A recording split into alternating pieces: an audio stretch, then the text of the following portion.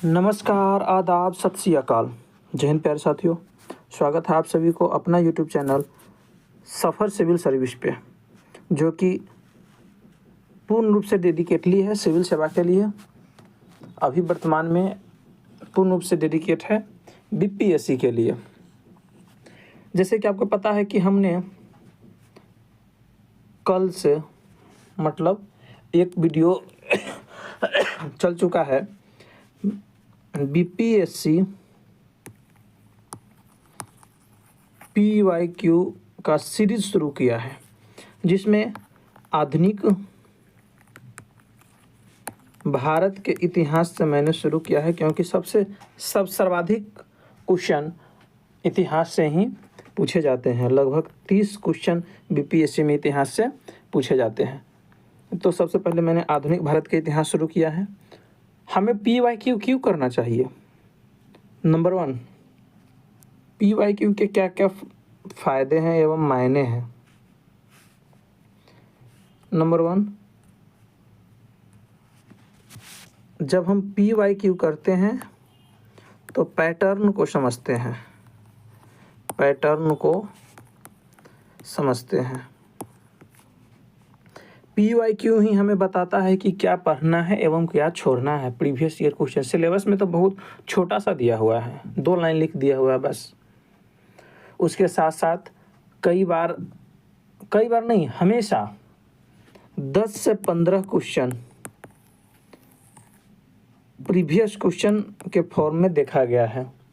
कुछ क्वेश्चन तो डायरेक्ट एवं कुछ क्वेश्चन इनडायरेक्ट देखा गया है। कुछ क्वेश्चन डायरेक्ट का मतलब हूबहू वही प्रश्न होते हैं, जबकि कुछ क्वेश्चन उसके एनालिसिस से बनाए जाते हैं। तो इसमें आधुनिक भारत के हमने पहला वीडियो देख लिया है।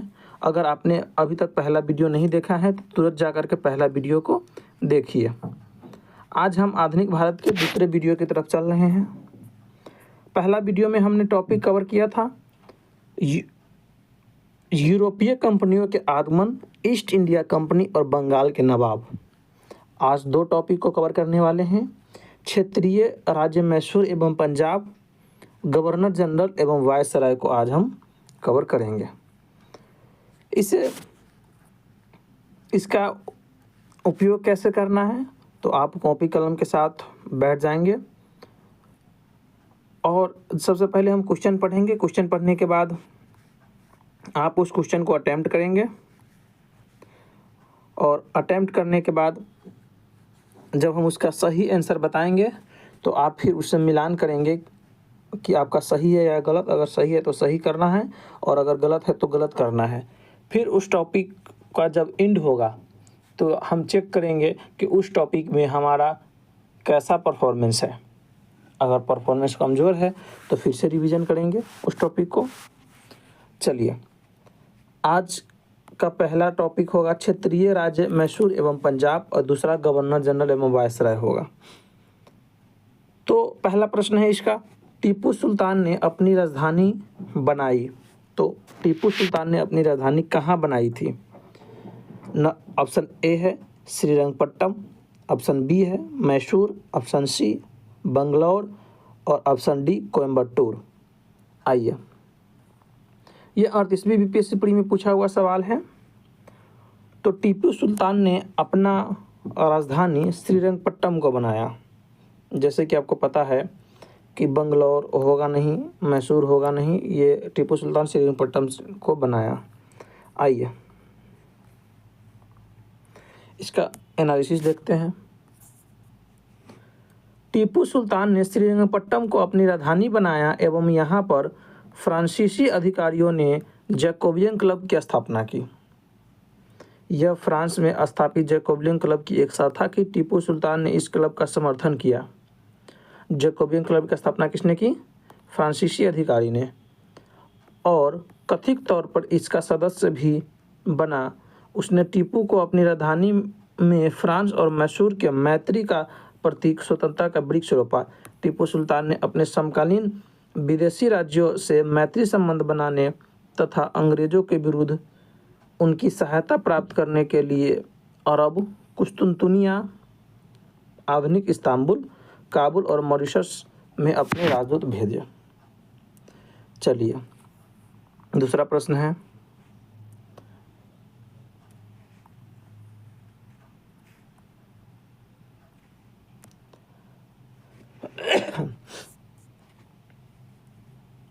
वर्ष डॉट डॉट में मतलब कब टीपू सुल्तान और ब्रिटिश ईस्ट इंडिया कंपनी के बीच मंगलौर की संधि पर हस्ताक्षर किए गए।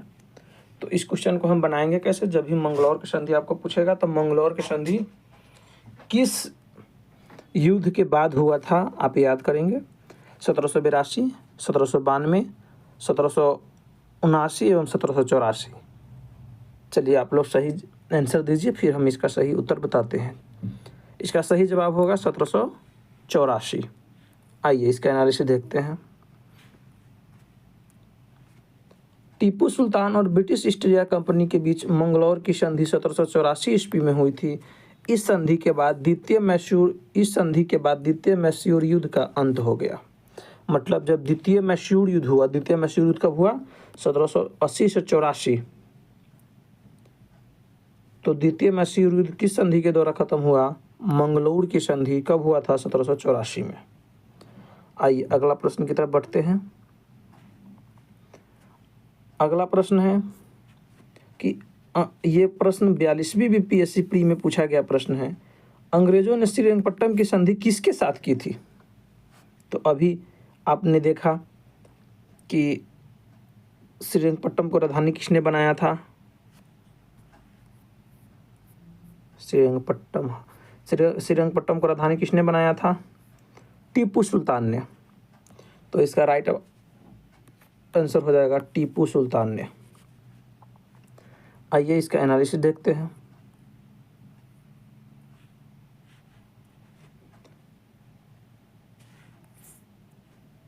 तृतीय आंग्ल मैसूर युद्ध कब हुआ था, 1790 से 92 का आगमन श्रीरंगपट्टम की संधि मार्च 1792 द्वारा हुआ। इस संधि में अंग्रेजों की ओर से कर्नवालिस तथा मैसूर से टीपू सुल्तान शामिल थे। इसके अनुसार टीपू को अपने देश में लगभग 1/2 भाग अंग्रेज तथा उनके साथियों को देना पड़ा। साथ ही युद्ध के हर्जाने के रूप में टीपू को 3 करोड़ रुपए अंग्रेजों को देना पड़ा। श्रीरंगपट्टम की संधि में यह शामिल था कि जब तक टीपू लगभग 3 करोड़ रुपए नहीं देंगे तब तक उनके 2 पुत्र औरंगजेब के 2 पुत्र अंग्रेजों के कब्जे में रहेंगे। कॉर्नवालिस ने इसी संधि के बाद यह टिप्पणी की थी, हमने अपने शत्रु को प्रभावी ढंग से पंगु भी बना दिया तथा साथियों को भी शक्तिशाली बनने नहीं दिया। आइए अगला प्रश्न देखते हैं। अगला प्रश्न जो है आपको 41वीं बीपीएससी में पूछा गया है 1996 में। रंजीत सिंह ने सुप्रसिद्ध कोहिनूर हीरा प्राप्त किया था किससे, शाह शुजा से, जमा शाह से, दोस्त मोहम्मद से एवं शेर अली से। तो इसका राइट आंसर हो जाएगा शाह शुजा से। रंजीत सिंह ने शाह शुजा से कोहिनूर हीरा प्राप्त किया था। आइए कोहिनूर हीरा के बारे में कुछ एनालिसिस देखते हैं।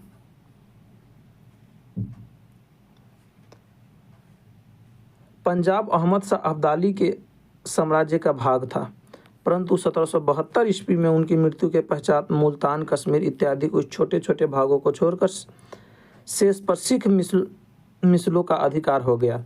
उधर अफगानों के आंतरिक झगड़ों के कारण रंजीत सिंह को अपनी स्थिति सुदृढ़ करने का अवसर मिल गया। 1803 ईस्वी में अहमद शाह अब्दाली का पुत्र शाह शुजा काबुल की गद्दी पर बैठा, परंतु उसके भाई शाह महमूद ने शक्तिशाली बरकजई सरदारों फतह खां और दोस्त मोहम्मद की सहायता से 1809 ईस्वी में विस्थापित कर दिया तथा स्वयं कश्मीर और पेशावर पर अधिकार कर लिया। इसी अवसर पर शाह शुजा ने काबुल का राज्य प्राप्त करने के लिए रंजीत सिंह से सहायता मांगी और उन्हें कोहिनूर हीरा भेंट किया।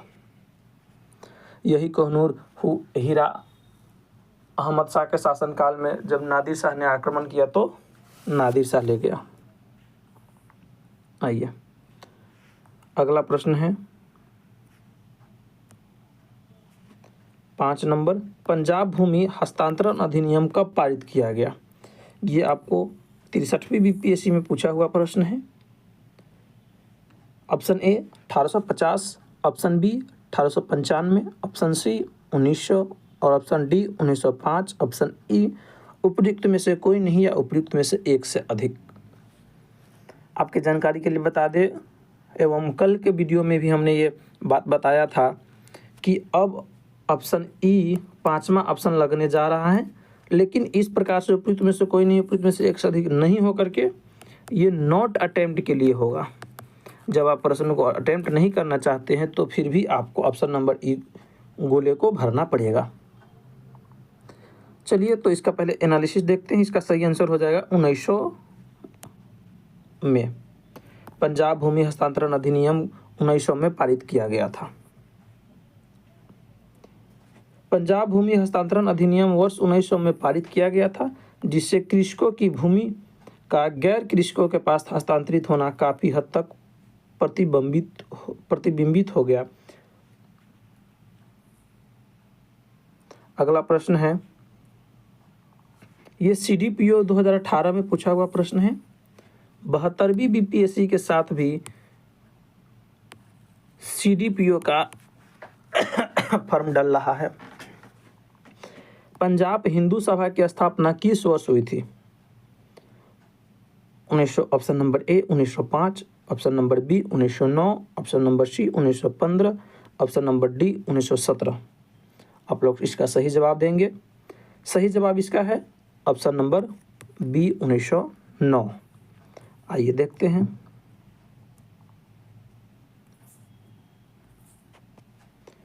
अखिल भारतीय स्तर पर स्थापना से पूर्व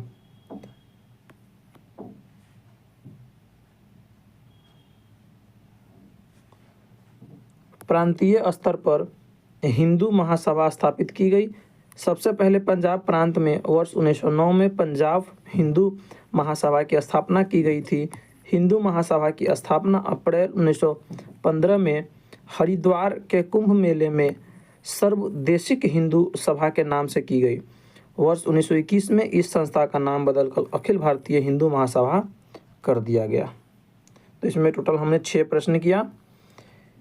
इस टॉपिक में 6 प्रश्न ही था। आप लोग कमेंट करके बताएंगे कि आपका कितने प्रश्न सही हुआ है। टॉपिक का नाम क्या था? क्षेत्रीय राज्य मैसूर एवं पंजाब। क्षेत्रीय राज्य मैसूर एवं पंजाब में के टॉपिक में कुल 6 प्रश्न थे। 6 प्रश्न में किसका कितना प्रश्न सही हुआ है आप लोग कमेंट करके अवश्य बताएंगे। जिसका ज़्यादा प्रश्न सही हुआ होगा मैं उसको रिप्लाई कॉन्ग्रेचुलेशंस का अवश्य दूंगा। चलिए अगला टॉपिक होगा गवर्नर जनरल एवं वायसराय। इससे भी बीपीएससी में काफ़ी प्रश्न पूछा जाता है। आइए पहला प्रश्न है जो कि 66वीं बीपीएससी री एग्ज़ाम में 2020 का पूछा हुआ प्रश्न है।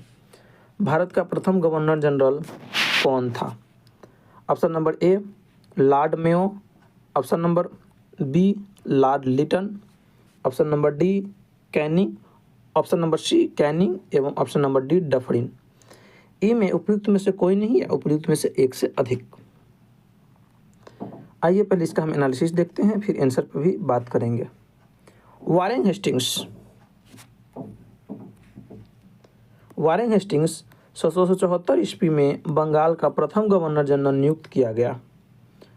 1834 ईस्वी में लॉर्ड विलियम बेंटिक को भारत के प्रथम गवर्नर जनरल बनाया गया।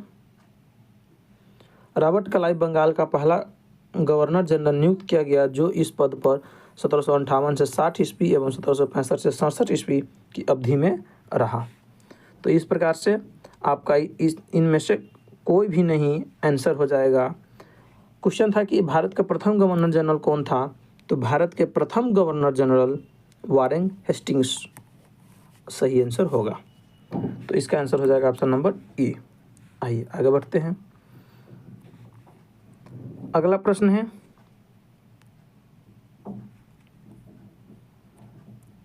कि भारत में ब्रिटिश साम्राज्य का संस्थापक कौन था, मतलब किसे माना जाता है? C Sleeman, Lord Minto, Lord Clive एवं लॉर्ड मेयो। आप लोग इसका सही आंसर देंगे। इसका सही आंसर होगा लॉर्ड क्लाइव। भारत में ब्रिटिश साम्राज्य का संस्थापक लॉर्ड क्लाइव को माना जाता है। आइए इसका एनालिसिस देखते हैं। भारत में ब्रिटिश साम्राज्य के संस्थापक लॉर्ड क्लाइव को माना जाता है। जून 1757 में कहा क्या हुआ था, प्लासी के युद्ध में विजेता अंग्रेज सेना का नेतृत्व लॉर्ड क्लाइव कर रहा था। इस युद्ध के उपरांत बंगाल में ब्रिटिश साम्राज्य की नींव पड़ी। इसीलिए भारत में ब्रिटिश साम्राज्य के संस्थापक के रूप में लॉर्ड क्लाइव को जाना जाता है। लॉर्ड क्लाइव, लॉर्ड मतलब भरना, भगवान, क्लाइव, क्लाइव, हाथ में क्लाइव बांधने से भगवान नहीं मिलते हैं, तो आप इसे याद रखेंगे, लॉर्ड क्लाइव। चलिए आगे बढ़ते हैं। अगला प्रश्न है प्रश्न नंबर 3, इनमें से किसे भारत में ब्रिटिश साम्राज्य का संस्थापक माना जाता है। सेम वही प्रश्न है, देखें कैसे रिपीट हुआ। ये प्रश्न पूछा गया था 2020 में और ये CDPO में पूछा गया प्रश्न है 2005 में। जैसे कि हमने आपको बताया कि सीधे सीधे प्रश्न भी रिपीट होते हैं, तो ये सीधे प्रश्न भी रिपीट किया गया था PYQ से। तो इसका सही जवाब होगा लॉर्ड क्लाइव। लॉर्ड क्लाइव को भारत में ब्रिटिश साम्राज्य का संस्थापक माना जाता है। द्वैध शासन,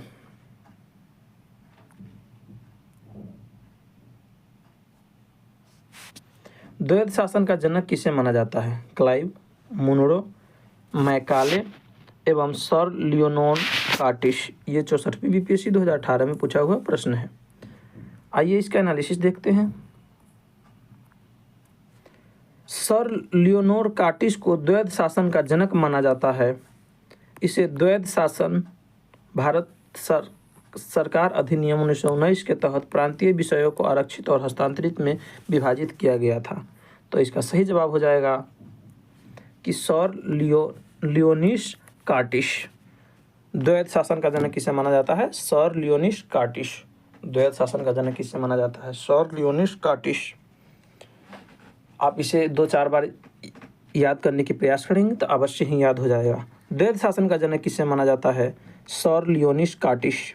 द्वैध शासन का जनक किसे माना जाता है, सर लियोनिस कार्टिश। चलिए आगे बढ़ते हैं। अगला प्रश्न जो है वो 2 एग्जाम में पूछा हुआ प्रश्न है।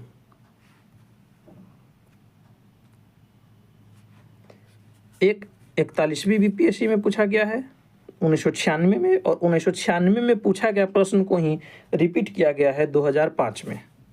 देख रहे हैं कि कैसे रिपीटेशन होता है। निम्नलिखित में से किसने बंगाल में द्वैध शासन प्रणाली को समाप्त किया। तो बंगाल में द्वैध शासन प्रणाली को समाप्त किसने किया, ये आपसे पूछ रहा है।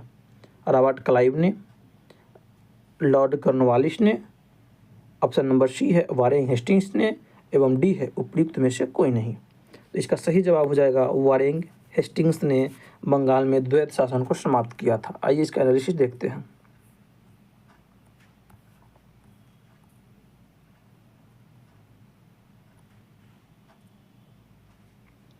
1771 में कोर्ट ऑफ डायरेक्टर्स ने दोहरी शासन प्रणाली को समाप्त करने का निर्णय लिया। इस निर्णय को 1772 ईस्वी में लॉर्ड हेस्टिंग्स ने लागू किया। कलकत्ता परिषद तथा उसके प्रधान को आज्ञा दी गई कि वे स्वयं दीवान बने और बंगाल, बिहार, उड़ीसा के प्रबंध को अपने हाथ में ले ले। वारेन हेस्टिंग्स ने दोनों उप दीवानों मोहम्मद रजा खां एवं राजा सिताब राय, मोहम्मद रजा खां कहाँ के, मुर्शिदाबाद के दीवान था, एवं बिहार का दीवान राजा सिताब राय को बनाया गया था। द्वैध शासन जिसकी शुरुआत बंगाल में 1765 में मानी जाती है, इसके अंतर्गत कंपनी दीवानी अधिकार अपने पास रखती थी और निजामत के कार्यों का निष्पादन नवाब के माध्यम से करती थी, लेकिन वास्तविक शक्ति कंपनी के पास होती थी। क्लाइव समझता था कि समस्त शक्ति कंपनी के पास है तथा नवाब के पास सत्ता की केवल छाया ही है। उसने प्रवर समिति को लिखा था, यह नाम एक छाया अवश्य है तथा हमें इनको स्वीकार करना चाहिए। आइए आगे बढ़ते हैं। अगला प्रश्न भी है जो कि वो लगातार रिपीट किया गया है, 64वीं BPSC 2018 में पूछा और सेम प्रश्न को 65वीं बीपीएससी 2019 में पूछ लिया गया। प्रश्न है कि ठगों के उन्मूलन किसके नेतृत्व में हुआ था? Option number A Robert Clive, option number B Captain Sleeman, option number C Lord Minto एवं option number D Alexander Burnes. तो इसका सही आंसर हो जाएगा कैप्टन स्लीमैन। आइए इसके एनालिसिस को देखते हैं।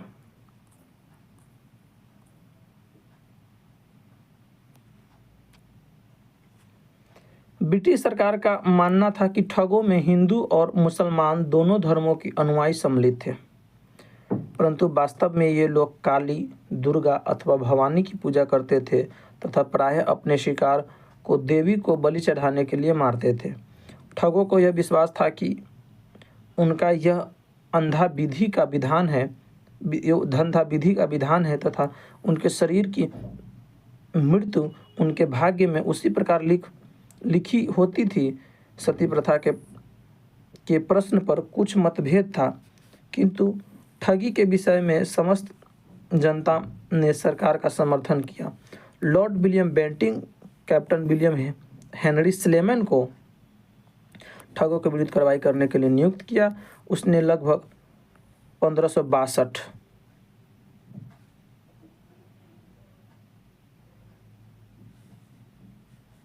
में 1562 ठगों को बंदी बना लिया। अनेक ठगों को फांसी दी गई, शेष को आजीवन निर्वासित कर दिया गया। 1837 के पश्चात संगठित रूप से ठगों का अंत हो गया। आइए अगला प्रश्न देखते हैं, जो कि सीडीपीओ में पूछा गया प्रश्न है 2018। देखिए सेम प्रश्न आ गया ना। भारत में ठगी का उन्मूलन करने का श्रेय किसे प्राप्त है? तो अभी भी हम पढ़े थे W.H. स्लीमैन को। चलिए अगला प्रश्न देखते हैं कि भारत में प्रथम रेलवे लाइन किस ब्रिटिश गवर्नर के समय में बिछाई गई? Option number A Lord Dalhousie, option number B Lord Curzon, option number C Lord Wellesley एवं option number D Lord Lytton. इसका सही जवाब लगभग सभी एस्पिरेंट्स दे सकते हैं। इसका सही जवाब होगा लॉर्ड डलहौजी। 1853 ईस्वी में पहला रेलवे लाइन मुंबई में पुणे से थाने के बीच बिछाई गई थी लॉर्ड डलहौजी के शासनकाल में। प्रथम रेलवे लाइन 1853 में बम्बई से थाने के बीच डलहौजी के समय बिछाई गई थी। पूर्वी भारत की पहली यात्री ट्रेन 15 अगस्त 1854 को हावड़ा से हुगली के मध्य चलाई गई थी। आइए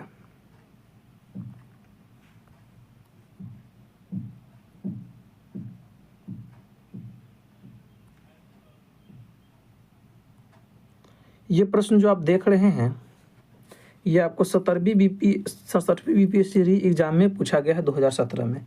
वाकई में इसे कठिन प्रश्नों में रखा जा सकता है और रखा जाएगा। निम्न में से कौन से सामाजिक सुधार विलियम बेंटिंक ने प्रारंभ किया था? ऑप्शन नंबर कुट ए में है सती प्रथा का उन्मूलन। यस, बिल्कुल किया था। दास प्रथा का उन्मूलन बिल्कुल किया था। धर्म परिवर्तन के कारण अयोग्यता के प्रावधान को हटाना ये नहीं किया था। और ठगों से संगठित गिरोह का दमन ये भी बिल्कुल किया था। विलियम बेंटिंक ने अभी ही पढ़े थे। तो इसका सही आंसर हो जाएगा ऑप्शन नंबर सी। आइए इसके एनालिसिस को देखते हैं।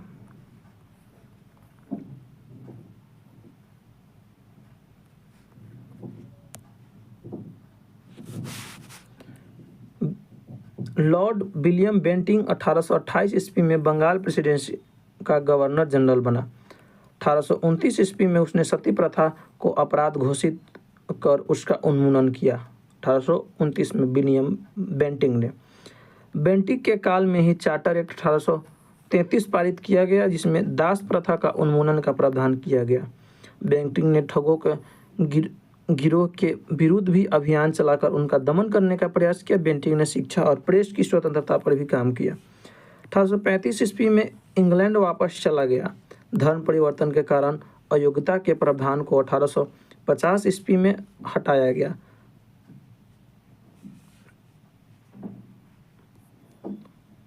अब यहाँ देखते हैं कि 1833 में चार्टर एक्ट दास प्रथा का उन्मूलन की दिशा में एक आरंभिक और नीतिगत कदम था, लेकिन इस एक्ट के पारित होने के तुरंत बाद दास प्रथा खत्म नहीं हुई थी, बल्कि इस एक्ट ने दास प्रथा के उन्मूलन के लिए एक व्यवहारिक मंच प्रदान किया। दास प्रथा का वास्तविक और औपचारिक उन्मूलन 1843 के इंडियन स्लेवरी एक्ट के माध्यम से हुआ। इस एक्ट में दासों की खरीद फरोख्त और गुलाम रखने को सीधे तौर पर गैर कानूनी घोषित कर दिया गया। आइए आगे बढ़ते हैं। अगला प्रश्न है कि सती प्रथा गैर कानूनी किसने घोषित किया। ये आपको 63वीं बीपीएससी 2017 में पूछा हुआ प्रश्न है। देखिए प्रश्न कैसे रिपीट हो रहा है। ये भी 2017 में ही एग्जाम में पूछा गया है। देखिए 67वीं बीपीएससी 2017 में। आइए, तो ये किसने किया था? विलियम बेंटिंक ने। हमने अभी ही पढ़ा है। चलिए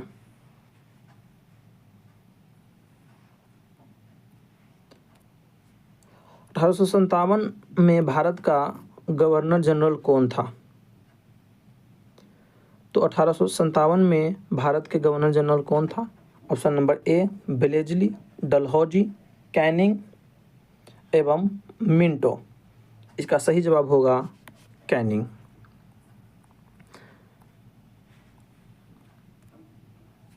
1857 के विद्रोह के समय भारत के गवर्नर जनरल लॉर्ड कैनिंग था। लॉर्ड कैनिंग भारत में कंपनी द्वारा नियुक्त अंतिम गवर्नर जनरल तथा ब्रिटिश सम्राट के अधीन नियुक्त भारत का पहला वायसराय था। आइए अगला प्रश्न को देखते हैं। अगला प्रश्न जो है आपको 63वीं बीपीएससी में पूछा गया प्रश्न है, 2017 में पूछा गया था। अफगानिस्तान के प्रति आक्रामक नीति किस वायसराय ने अपनाई थी? Option number A Lord Mayo, option number B Lord Lytton, option number D Lord C Dufferin एवं option number D Lord Canning. आप लोग इसका सही आंसर दीजिए। इसका सही जवाब होगा option number B Lord Lytton. आइए अब हम इसके एनालिसिस को देखते हैं। 1776 ईस्वी में लॉर्ड लिटन के वायसराय बनकर आने पर अफगानिस्तान के प्रति अपनाई गई नीति में परिवर्तन आया। कुशल अकर्मकता की नीति के स्थान पर अग्रगामी नीति के अनुसरण होने लगा। आइए अगला प्रश्न देखते हैं। प्रश्न संख्या 13। प्रश्न संख्या 13 क्या कह रहा है कि लॉर्ड लिटन निम्नलिखित में से किससे संबंधित नहीं है? तो लॉर्ड लिटन स्ट्रेची कमीशन, शास्त्र अधिनियम, वर्नाकुलर प्रेस एक्ट एवं इलवर्ट बिल। तो ये आपको इलवर्ट बिल से संबंधित नहीं थे। कौन? लॉर्ड लिटन।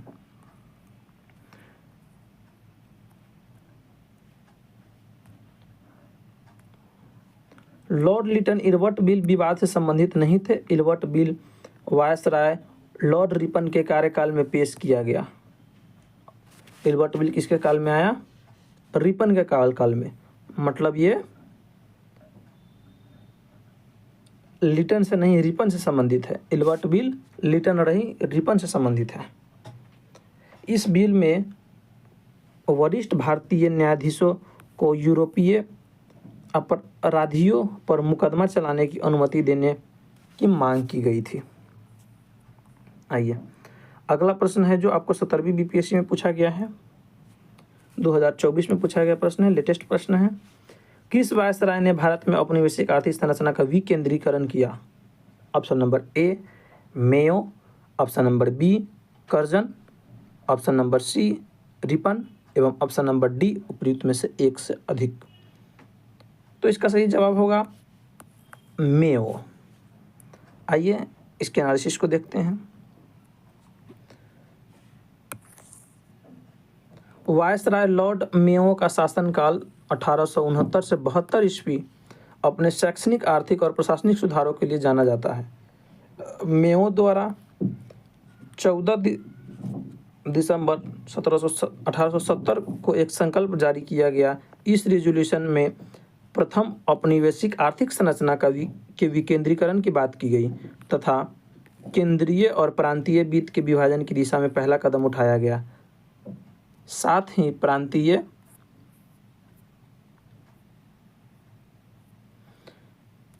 सरकारों को कुछ स्वायत्तता देते हुए उन्हें जेल, शिक्षा और चिकित्सा आदि सेवाओं के लिए केंद्रीय राज्य से कुछ राशि दी गई तथा उन्हें इच्छा अनुसार प्रशासन करने के लिए कहा गया था। विकल्प ए उत्तर सही है। आइए ऑप्शन नंबर हम अगला प्रश्न को देखते हैं। प्रश्न नंबर 15, प्रश्न संख्या 15, किसने सिंध विजित कर उनका अधिग्रहण किया? Option number A Wellington, option number B Sleeman, option number C Napier एवं ऑप्शन नंबर डी लॉरेंस एवं ई है उपयुक्त में से कोई नहीं है, उपयुक्त में से एक से अधिक। यह पोस्ट 67वीं बीपीएससी री एग्जाम 2021 का पूछा हुआ प्रश्न है। इसका सही जवाब होगा नेपियर।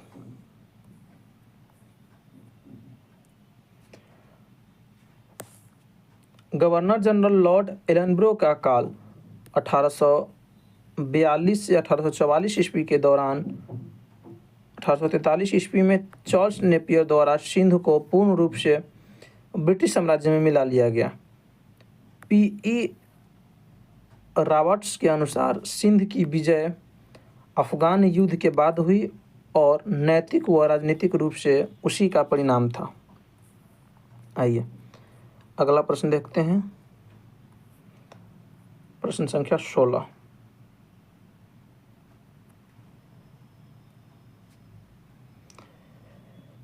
निश्चित रूप से ही कठिन प्रश्नों की श्रेणी में आएगा। 16 को हम निश्चित रूप से क्या हो गया कठिन प्रश्नों की श्रेणी में रखेंगे। आपको दो सूची दिया हुआ है, एक व्यक्ति और दूसरा विषय। आपको कह रहा है मिलान करने के लिए। तो मैकडोनाल्ड किससे संबंधित है? अगस्त प्रस्ताव से। लिनलिथगो किससे संबंधित है? मैकडोनाल्ड कम्युनल अवार्ड से संबंधित है। ये गलती हो गया। मैकडोनाल्ड संबंधित है कम्युनल अवार्ड से। लिनलिथगो संबंधित है अगस्त प्रस्ताव से। डलहौजी संबंधित है डॉक्ट्रिन ऑफ लैप्स से एवं चेस्टपोर्ट संबंधित है द्वैध प्रशासन से। इस प्रकार से एक के आंसर 3, एक के आंसर 2, ये दोनों नहीं हो पाएगा। और इसमें से 2 भी आपको याद रहेगा तब बना सकते थे। और सी का आंसर हो जाएगा 1, ऑप्शन नंबर सी। आइए इसके एनालिसिस को पढ़ते हैं। मैकडोनाल्ड कम्युनल अवार्ड, लिनलिथगो अगस्त प्रस्ताव, Dalhousie doctrine of lapse, Chelmsford द्वैध प्रशासन। निम्नलिखित में से किस राज्य को लॉर्ड डलहौजी की हड़प नीति के तहत शामिल नहीं किया गया था? ये आपको 17वीं बीपीएससी री एग्जाम का पूछा हुआ प्रश्न है। Option number A Nagpur, option number B Jaipur, option number C Sambalpur एवं ऑप्शन नंबर डी सतारा।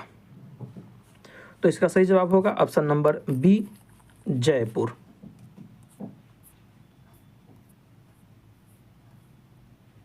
आइए अब हम इसके एनालिसिस को देखते हैं। लॉर्ड डलहौजी ने अवध के नवाब वाजिद अली शाह पर कुशासन का आरोप लगाकर फरवरी 1856 में अवध को अंग्रेजी राज्य में विलय कर लिया। अवध के अतिरिक्त डलहौजी के व्यापक सिद्धांत के अंतर्गत विलय हुआ सतारा,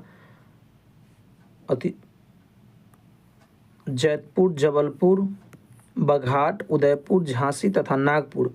जयपुर इसमें शामिल नहीं था। डलहौजी के व्यापक सिद्धांत के तहत सतारा का अधिग्रहण प्रक्रिया 1848 ईस्वी में प्रारंभ हुई, जबकि 1 मई 1849 को सतारा तारीखीकरण की प्रक्रिया संपन्न हुई। आइए आगे बढ़ते हैं। सुरक्षा कोष्ठ की नीति संबंधित है, मतलब घेरे की नीति किससे संबंधित है? ये 47वीं बीपीएससी 2005 में पूछा हुआ प्रश्न है। तो सुरक्षा कोष्ठ की नीति वारेन हेस्टिंग्स से संबंधित है।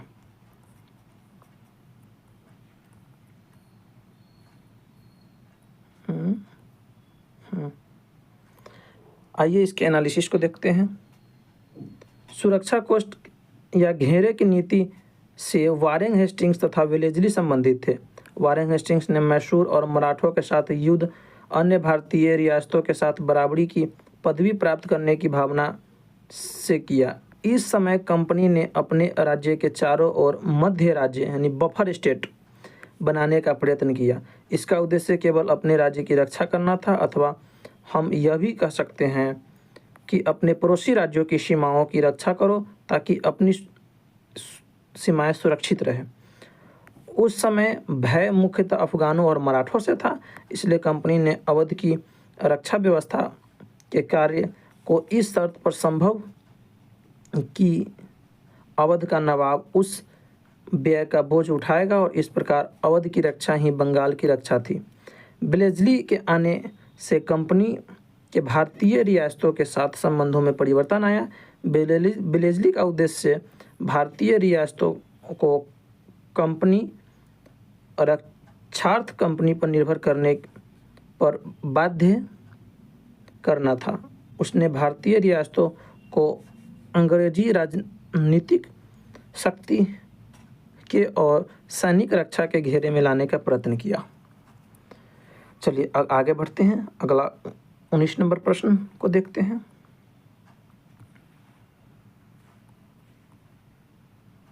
उन्नीस नंबर प्रश्न आपको क्या कह रहा है कि लॉर्ड वेलेस्ली की सहायक संधि को स्वीकार करने वाला पहला मराठा सरदार कौन था? ऑप्शन नंबर ए में है पेशवा बाजीराव द्वितीय, ऑप्शन नंबर बी में है Raghuji Bhosle, option number C Daulat Rao Scindia, option number D उपयुक्त में से कोई नहीं।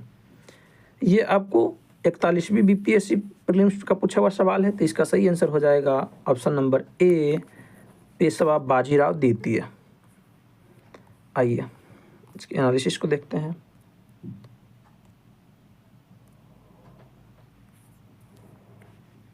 दौलत राव सिंधिया और जसवंत होलकर दोनों पूना में अपने को सर्वश्रेष्ठ प्रदर्शित करना चाहते थे। बाजीराव द्वितीय सिंधिया का साथ दे रहा था।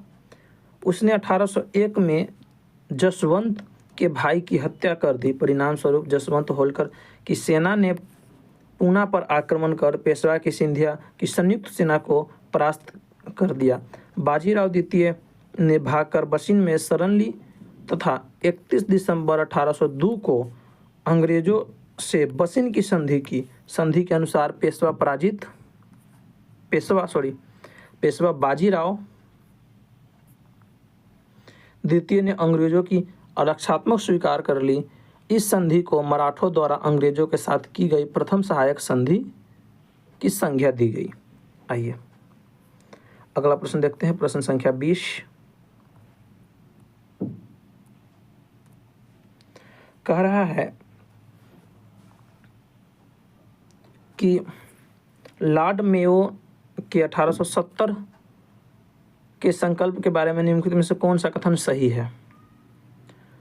केंद्रीय और प्रांतीय वित्त को विभाजित करने वाला यह पहला कदम था। बिल्कुल सही है। प्रांतीय सरकारों और कुछ सेवाएं प्रशस्ति करने का अधिकार दिया गया। 2 भी सही है। ऑप्शन नंबर 3 इसने मौजूदा असमानता को सुधारने का प्रयास किया। 3 भी सही है। और 4 इसने प्रांतों की वास्तविक आवश्यकताओं पर ध्यान केंद्रित किया। 4 भी सही है। तो इसके साथ सभी आंसर सही हो जाएगा। ये कठिन प्रश्नों की श्रेणी में आएगा।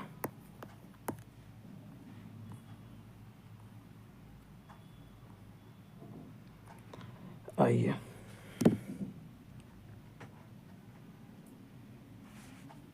इसके एनालिसिस को देखते हैं। वायसराय लॉर्ड मेयो का शासनकाल 1869 से 72 ईस्वी इसके शैक्षणिक और प्रशासनिक सुधारों के लिए स्मरण किया जाता है।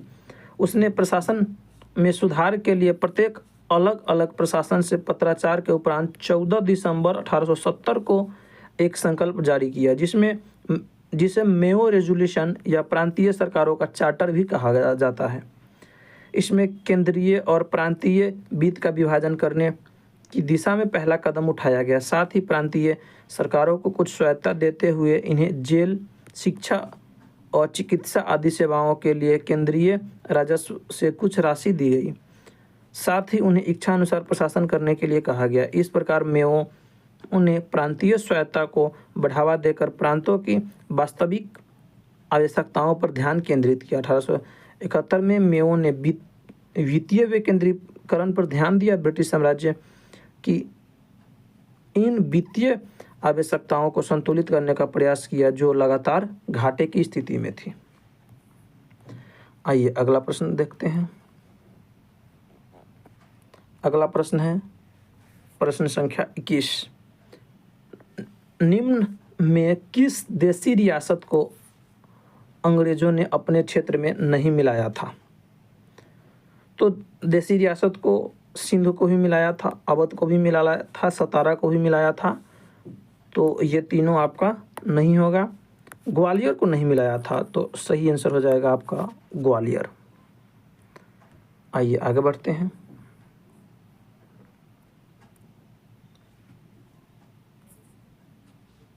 ग्वालियर रियासत को अंग्रेजों द्वारा अपने क्षेत्र में नहीं मिलाया गया था। सिंध का विलय लॉर्ड एलनब्रो के शासनकाल में किया गया। लॉर्ड डलहौजी के काल में कुछ शासन का आरोप लगाकर अवध का विलय 1856 में एवं व्यापक सिद्धांत के द्वारा सतारा का विलय 1849 में किया गया। डलहौजी के व्यापक सिद्धांत के तहत सतारा के अधिग्रहण की प्रक्रिया 1848 ईस्वी में प्रारंभ हुई, जबकि 1 मई 1849 को सतारा के अधिग्रहण की प्रक्रिया संपन्न हुई। आइए आगे बढ़ते हैं।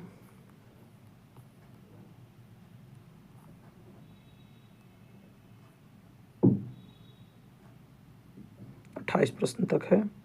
चलिए एक पेज और बचा हुआ है, 6 क्वेश्चन और हैं। कह रहा है कि दिल्ली में उसके राजकीय प्रवेश के अवसर पर किस वायसराय पर बम फेंका गया था? ये अभी सबसे लेटेस्ट एग्जाम 2025 में 71वीं बीपीएससी में पूछा गया प्रश्न है, जिसका ऑप्शन है ऑप्शन नंबर ए में Lord Curzon, option number B में Lord Minto, option number C में लॉर्ड हार्डिंग एवं ऑप्शन नंबर डी में लॉर्ड बेवेल। तो ये 1911 शायद 1911 के आसपास की ही बात है। लॉर्ड हार्डिंग पे बम फेंका गया था दिल्ली में लाल किला के पास।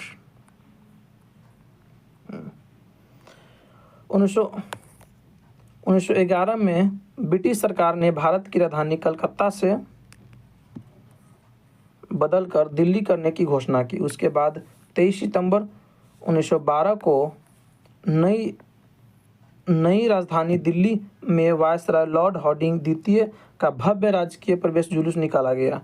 इसी राजकीय प्रवेश के अवसर पर दिल्ली के चांदनी चौक में वायसराय के हाथी हौदे पर क्रांतिकारियों द्वारा बम फेंका गया।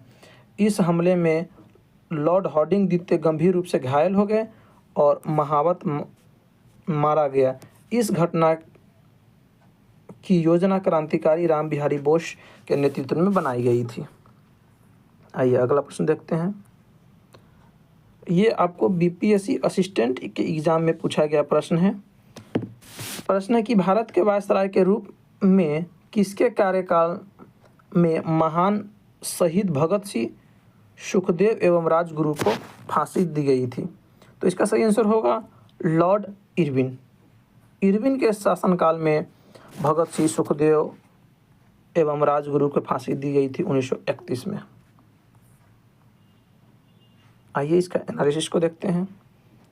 महान शहीद क्रांतिकारी भगत सिंह, सुखदेव एवं राजगुरु को वायसराय लॉर्ड इरविन के कार्यकाल 3 अप्रैल 1826 से 18 अप्रैल 1831 तक रहा। में 23 मार्च 1931 को फांसी दी गई थी।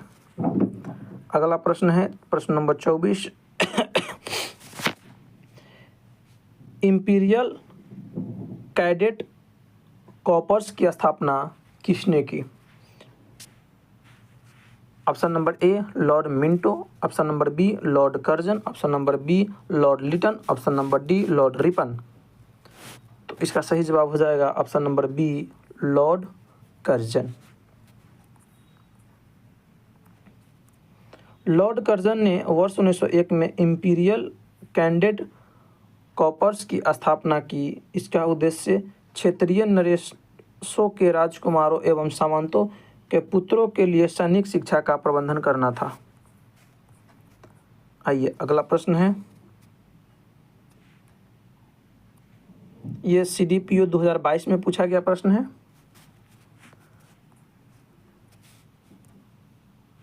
किसने स्वतंत्र भारत के प्रथम प्रधानमंत्री जवाहरलाल नेहरू का साहस और दूरदर्शिता के एक उत्कृष्ट नेता के रूप में अभिवादन किया? Maulana Abul Kalam Azad, Lord Mountbatten, Sardar Patel, Clement Italy. उपयुक्त में से कोई नहीं है, उपयुक्त में से एक से अधिक। तो इसका सही जवाब हो जाएगा लॉर्ड माउंटबेटन। आइए, लॉर्ड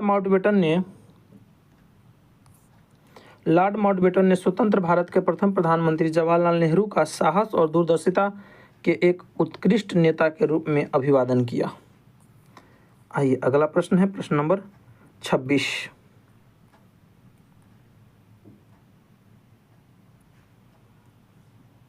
निम्नलिखित में से किस वायसराय के कार्यकाल में भारतीयों को राय बहादुर और खान बहादुर की उपाधियां प्रारंभ की गई? Option number A Lord Ripon, option number B Lord Lytton, option number C Lord Mayo एवं option number D Lord Dufferin. एवं ई में उपयुक्त में से कोई नहीं है, उपयुक्त में से एक से अधिक। तो इसमें से कोई नहीं है, इसका आंसर हो जाएगा उपयुक्त में से कोई नहीं। आइए इसका एनालिसिस को देखते हैं। 1857 के विद्रोह के समय भारत की सहायता करने वाले देशी शासकों, जमींदारों आदि को अपना विश्वास पात्र मानने के लिए उन्हें उपाधियां, सिलअत, भूमि अनुदान, ऋण माफी आदि सुविधाएं प्रदान की जाने लगी। इनमें हिंदुओं को दी जाने वाली प्रमुख उपाधि थी राय बहादुर एवं मुसलमानों को एवं पारसियों को दी जाने वाली समझ थी खान बहादुर। 1859 एवं 60 में इन उपाधियों को दिए जाने के साक्ष्य मिलते हैं। आइए अगला प्रश्न को देखते हैं। अगला प्रश्न है जो कि आपको 46वीं BPSC में पूछा गया है। प्रथम भारतीय जिन्होंने स्वाधीन भारत में गवर्नर जनरल का पदभार ग्रहण किया, ये थे सी राजगोपालाचारी के भारत के स्वाधीन भारत के प्रथम गवर्नर जनरल सी राजगोपालाचारी। सी राजगोपालाचारी वर्ष 1948 से 50 तक स्वतंत्र भारत के प्रथम भारतीय और अंतिम गवर्नर जनरल थे। इस पद को 26 फरवरी 1950 तक रहे। वह वर्ष 1952 से 54 तक मद्रास के मुख्यमंत्री रहे। कांग्रेस के विभिन्न मुद्दों पर मतभेद होने के कारण उन्होंने कांग्रेस से इस्तीफा दे दिया और 1959 में अपने सहयोगियों के साथ मिलकर स्वतंत्र पार्टी का गठन किया। आइए अब हम आ गए हैं लास्ट प्रश्न की तरफ। भारत के पहले भारतीय गवर्नर जनरल कौन थे? देखिए कैसे रिपीट होता है। ये पूछा था 2004 में, सेम क्वेश्चन को पूछ दिया आपको 2011 में। तो इसका राइट आंसर हो जाएगा ऑप्शन नंबर ए सी राजगोपालाचारी। चलिए, हमने गवर्नर जनरल एवं वायसराय, हमने आधुनिक भारत के इतिहास में गवर्नर जनरल एवं वायसराय के टॉपिक को देखा। इसमें कोई दो मत की बात नहीं है कि ये टॉपिक एक कठिन टॉपिक में आता है। साथ ही साथ इसे हम कहाँ से कवर करें जो कि इजी होगा, और इसे एग्ज़ाम से जस्ट पहले देखना भी ज़रूरी हो जाता है। तो क्यों न इस प्रकार की रणनीति अपनाएं जो कि एक शॉर्ट नोट्स हो, जिसे हम एग्ज़ाम के तुरंत पहले भी देख सकें। तो इसके लिए आप 2 काम कर सकते हैं। एक तो घटना चक्र, जो इतिहास के आता है उससे आप शॉर्ट नोट्स बना सकते हैं, या फिर